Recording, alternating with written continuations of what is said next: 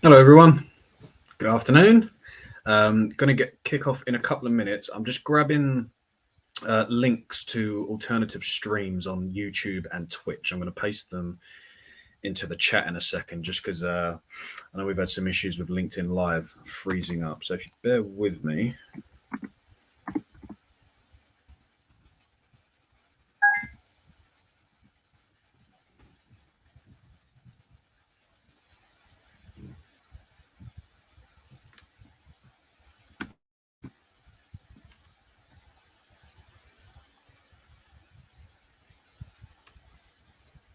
Hello, guys. Can everyone hear me?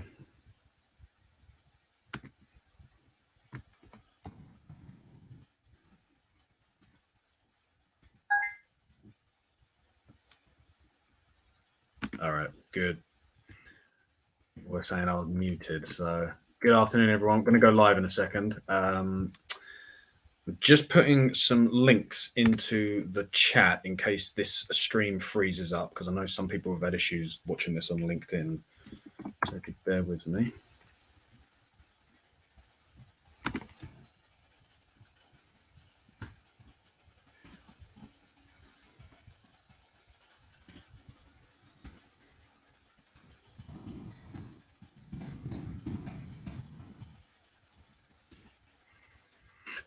For some reason, LinkedIn doesn't want to let me do that, so I've asked Marlena to do it. So you should see them coming through in a second.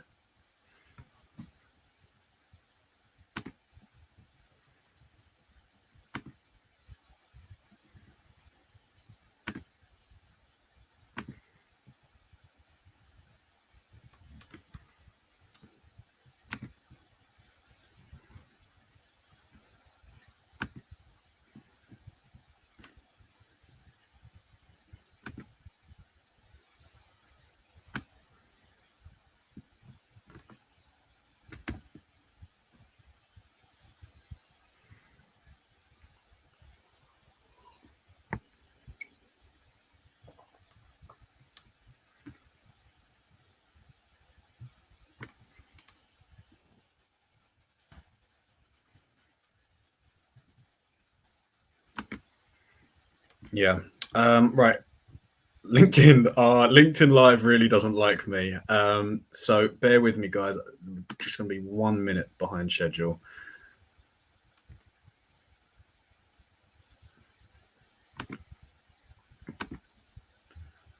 Colin, seeing as you've said, remember the links, thank you for that.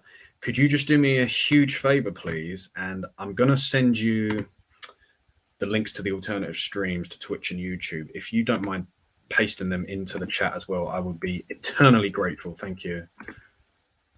Just send that to you. Really appreciate that. I think Marlene is going to post them anyway. Okay, right, let's kick off. How are we all doing anyway? Happy International Women's Day to any females in the audience. Right, let's get this all up.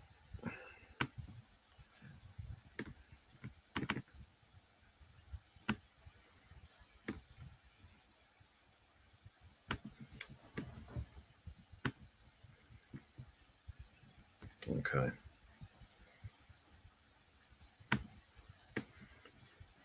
Let's clear off that timer.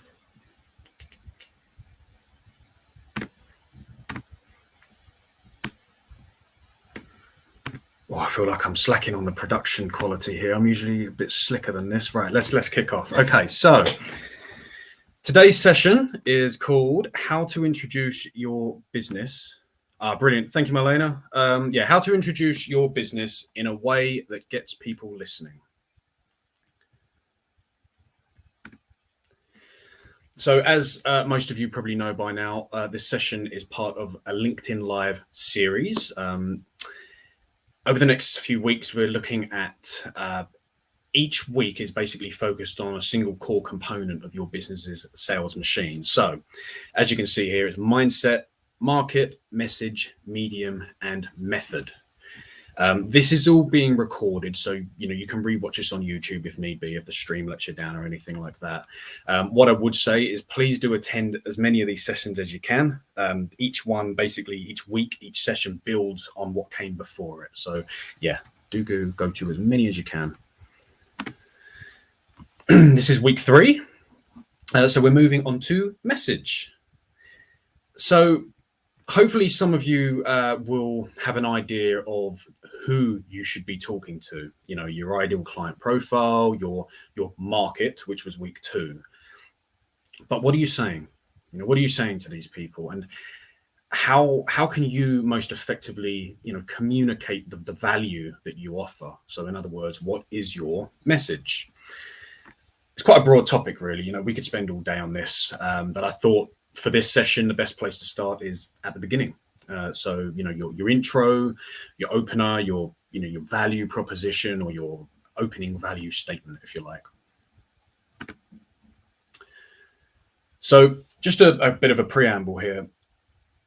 I want to get you thinking about this concept, which is that the open is the close. So what does this mean? Well, there's a bit of an old school, or maybe an outsider view or perception of selling that some people have, which is that it's about using these techniques, closing techniques, manipulate people and kind of trick them into stumbling into either making a decision or maybe making a decision sooner than they'd prefer. So, some of these examples are things like you might say, would you like the red one or the blue one? Or, you might have heard of the yes ladder, the ladder of yeses, where you'd say like, well, you love your family, right?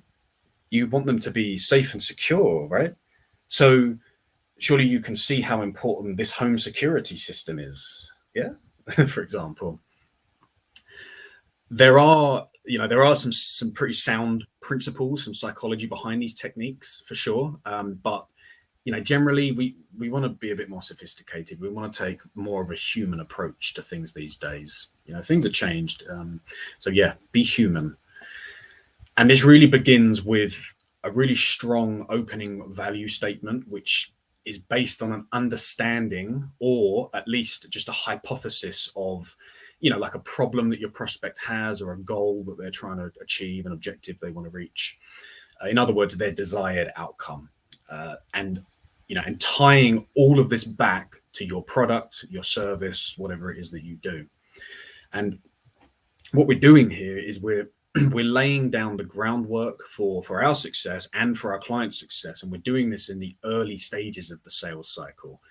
So just to reiterate, we achieve this by doing things like, as I say, clearly understanding what their desired outcome is, qualifying them properly, qualifying that we're speaking to someone who has a genuine need for what we do, and who is willing and able to spend money to achieve that desired outcome.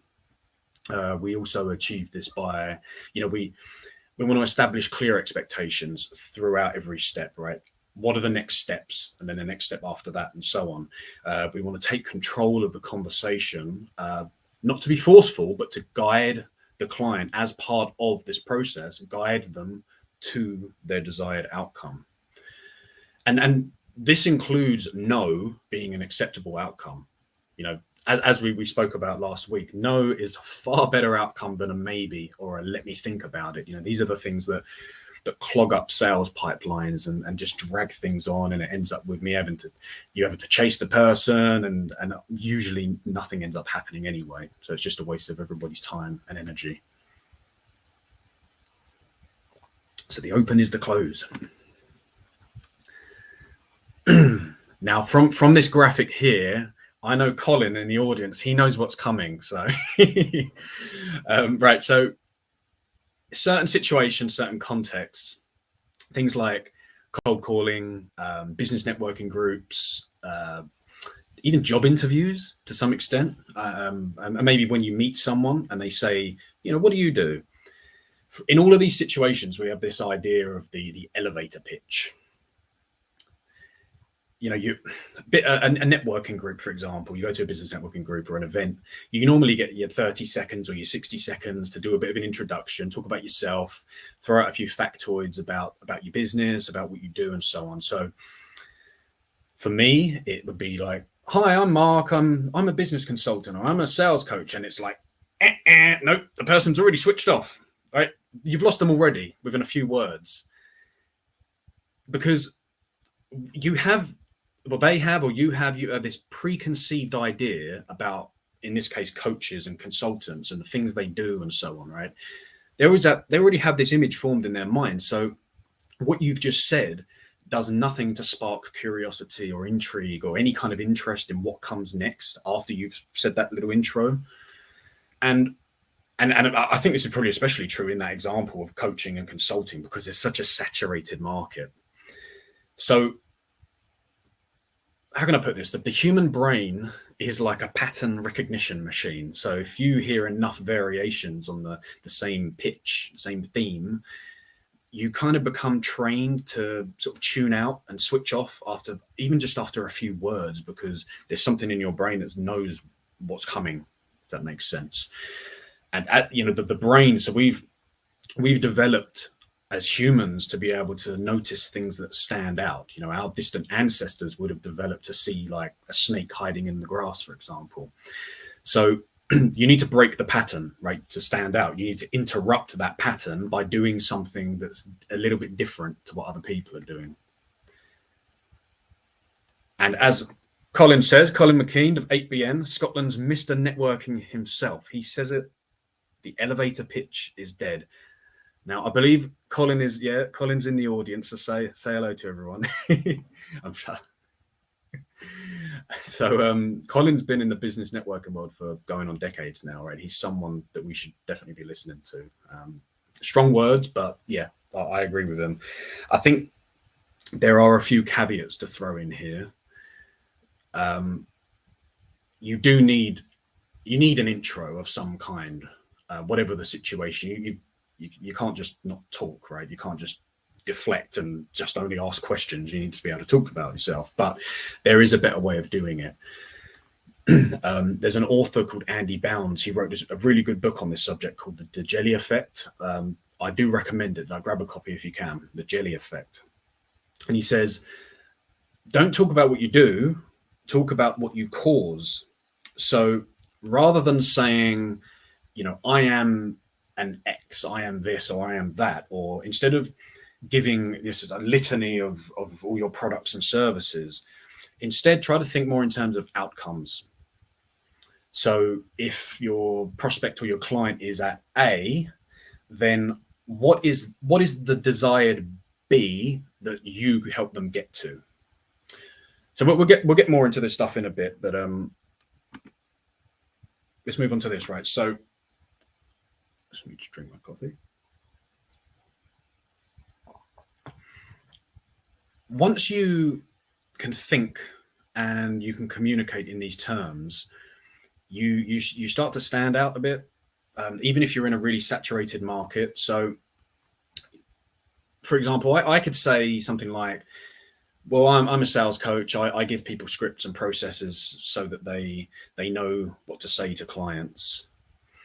I could do that, or I could talk about outcomes, right? I could talk about what I cause rather than what I do. So in this case, it would be like, I help you sell more. I help businesses increase their average order value. I help reduce the ramp up time of new employees, for example. And this, it sounds a little bit bolder. It's a bit clearer. There's a bit more certainty in what you're saying as well. So I suppose the point here is when everyone's zigging, maybe you should zag a little bit, or what's another way of putting it? Be memorable rather than being agreeable. But be memorable for the right reasons, of course. We touched on this last week. Right, so I'm going to look at a few examples, or two examples in a minute that should help you build up your own intro a little bit. But first, I wanted to throw out a word of 10 words of warning, if you like. You want to avoid sounding like everyone else, but this does mean putting a bit of thought into the specific words that you choose, right? Words do matter. There's a PR expert called Adam Shirk, and he did this big analysis of thousands of company press releases, and he made a list of, well, I'm going to look at the top 10 of the most overused buzzwords and terms by companies that he analyzed, right? So I probably should have done this in reverse order, but these are the top ones. So leader, leading, best, and top.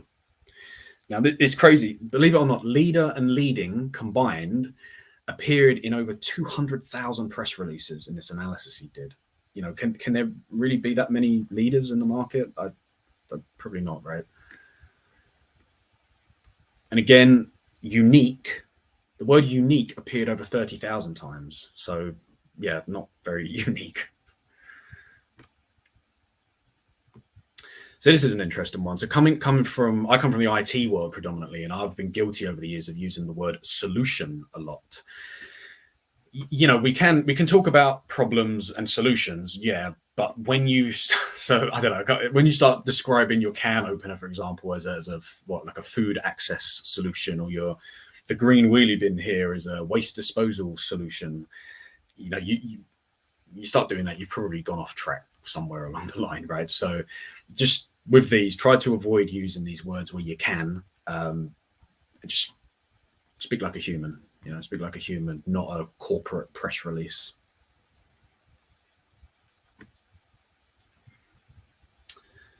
So, as I say, we're going to look at a couple of examples. One point I just want to make first is think in terms of templates. Opposite of that. Try not to think in terms of templates. Think in terms of formulas instead. So, not templates, but more formulas, because a formula is something that can be applied in numerous different contexts. So I'll show you what I mean. First example, I've called this the 4-step shuffle. So you can break it down like this. Who do I help? Which direction am I moving the needle? So, you know, for example, this could be something like increasing revenues, speeding up processes, or it could be reducing costs, reducing staff turnover. It could be reducing the time it takes to receive payment on goods delivered, for example. The third one is what. So what is the thing I'm affecting? As I say, this could be top line revenue. It could be overheads, costs, staff retention, staff attrition, something like that. And how much? So what was the magnitude of the effect? How much am I moving the needle? All right. So who, which direction? Or it could be where, I suppose. So who, which direction, what, and how much? So an example here, right? I'll break this down. So this is kind of stuff that I do. So I help sales teams. That's the who. Increase. So that's the direction that the needle's moving. Meetings booked, that's the what, by an average of 30%. So that's the how much. All right. So if we put this all into a single statement, I help sales teams increase meetings booked by an average of 30%. So it's not perfect, you know. It could be expanded. You know, I could say I help business owners or sales directors specifically get their people in front of more prospects, which means, you know, the impact of that is more deals in the pipeline, more revenue, and, you know, more options for the business ultimately in that situation or in that context. So I'll just go back quickly just so you guys can see that again. So who do I help? Which way am I moving the needle? Is it increasing or decreasing something? What is it that's being increased or decreased? And by how much?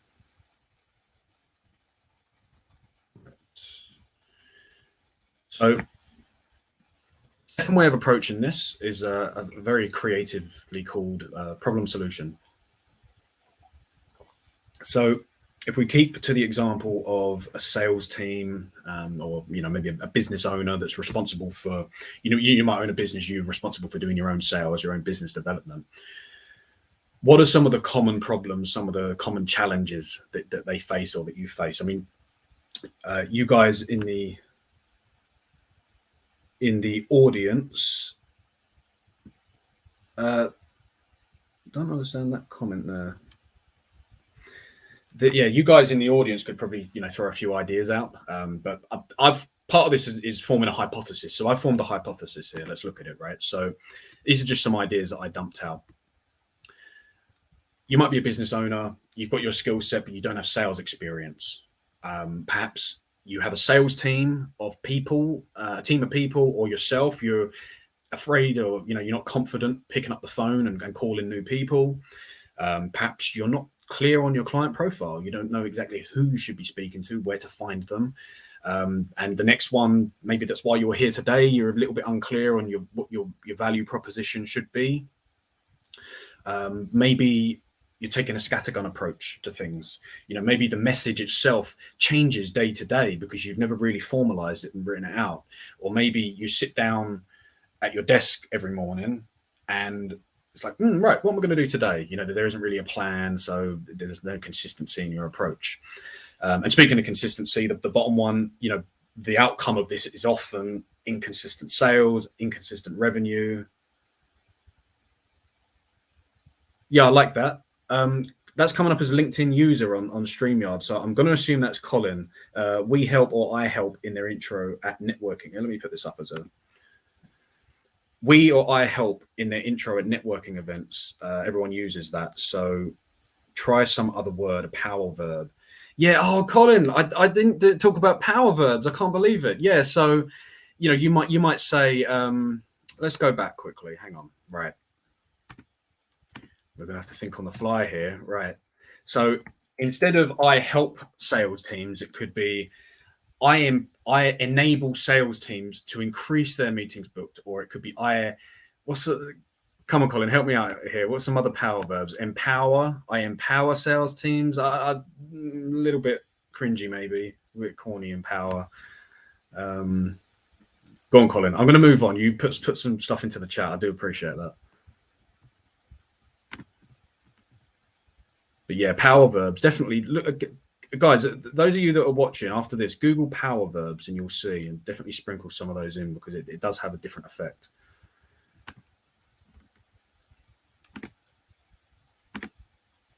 Where were we? Right. Okay. So yeah, inconsistent sales, inconsistent business performance, revenue, and all that stuff. But remember, I've listed some of these potential problems, but at this point, it is just a hypothesis. So let me just get that off the screen.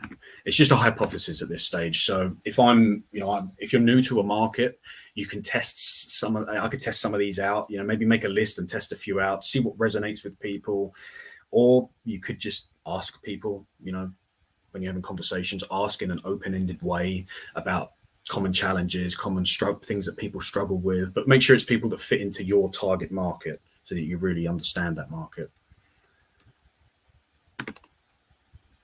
Okay, right. I know I don't like slides that have tons of text on them, and I thought there's no other way to really do this. So forgive me. I do try to minimize the words, but just run through this quickly, right? This is just an example. Now, as I've said a couple of times, this is crude. This isn't perfect. It could be refined, tested, chopped and changed and whatever, but there is a framework that underpins this. So we'll get to that in a second. So I'll just run through this quickly and then we'll break it down. So here's something I could say, for example. So only 24% of salespeople consistently hit their target.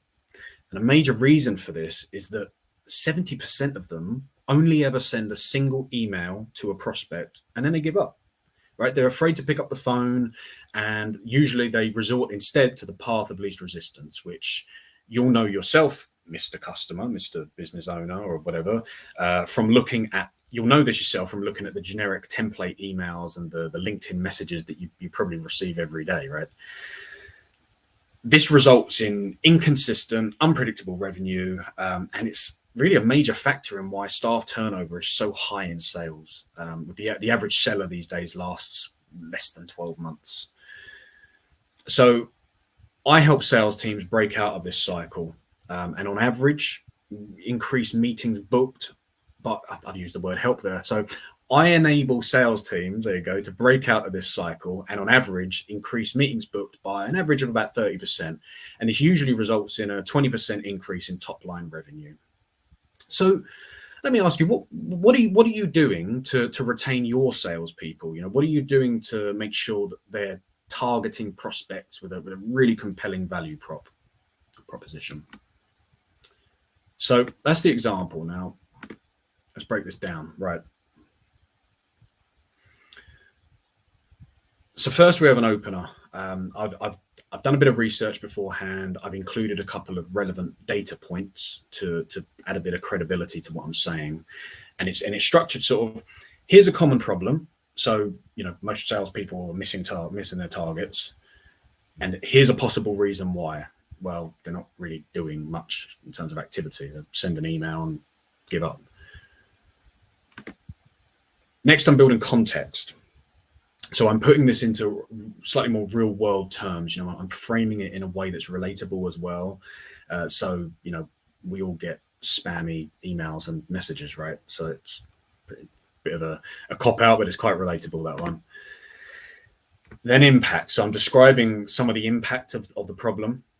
In this case, it's unpredictable revenue, high staff turnover, that sort of thing. And then the solution that I provide and the outcome that I help achieve as a result of that. And I've put some numbers. These are just arbitrary numbers I've pulled out of thin air, but it's quantified to build a bit more credibility, putting some averages, some percentages, whatever that metric is, that thing that you're moving the needle on. And with this as well, notice that I'm not overdoing it. I'm just hinting at how I help. It's a single sentence. So I'm not bombarding them with, well, we do this, I can help do 5 different things. It's just simple. And then I'll round it off by asking a provocative question. And this is a question that really could highlight something that the prospect isn't doing, but probably should be doing. And this won't work for everybody, because there'll be people, well, I don't have these problems. Great, that's fine. They may not be a good fit for you. But the idea, as I say, is to test it, to do enough volume of activity, have enough conversations so that you can see what resonates and what doesn't on a scale. So there you go. That's the problem solution approach. And they kind of combine, right? The first one is a more condensed, quick, snappy way of saying it, and this is building out a little bit more.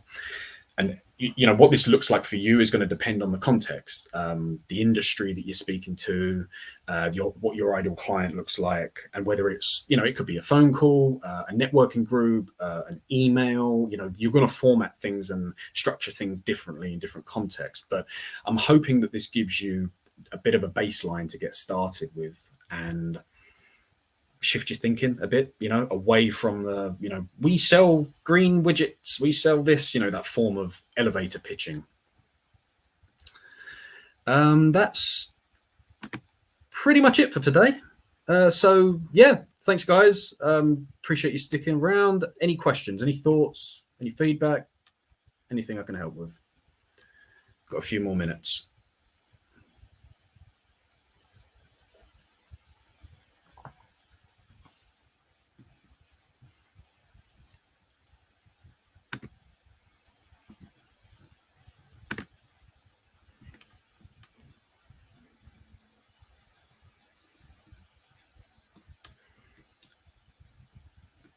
Go back through some of these. So I'm not sure who's still here, but Corinda, awesome. First one in as always. Appreciate that. Graham, cheers for coming. I hope you found that helpful. Some of these are coming up as LinkedIn user, so I'll have to go into the event to see who you wonderful people are.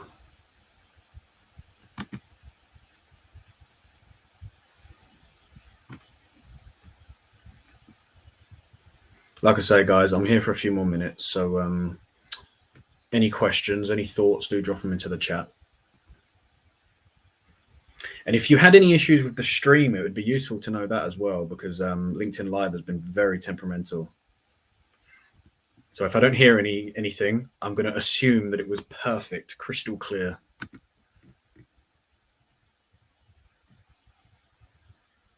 All right, yeah, that's that high mark. That was Colin. Thanks, Colin.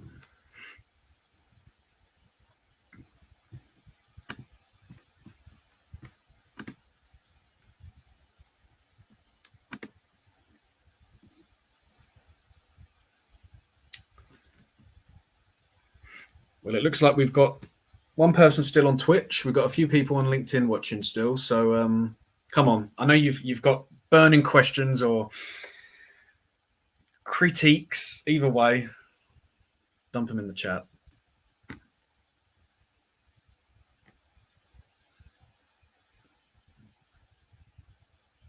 Also, as well, each week we're following a theme. Obviously, this is message this week.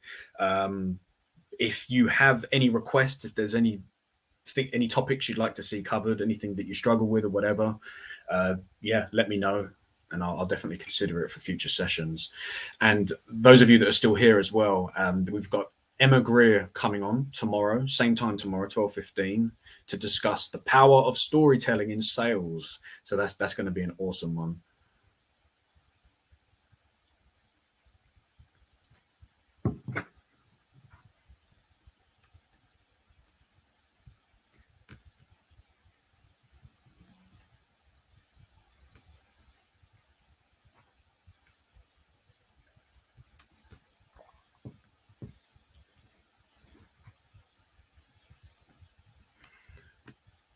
Brilliant. That is Colin, I assume, saying that. So happy to give any free advice on networking in general. Yeah, Colin's definitely the man to speak to with the networking. Do take him up on that.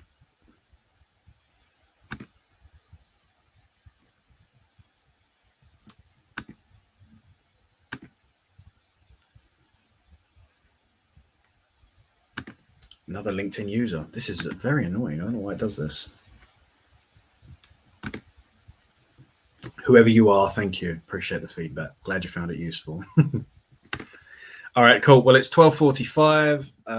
My coffee is empty. So if there's no other questions or anything like that, then I'm going to jump off. So thanks for, it looks like we're done. Thanks for coming. I hope you all found it useful. And 12:15 tomorrow, the power of storytelling with myself and the wonderful Emma Greer. So see you there. Cheers, guys. Bye-bye.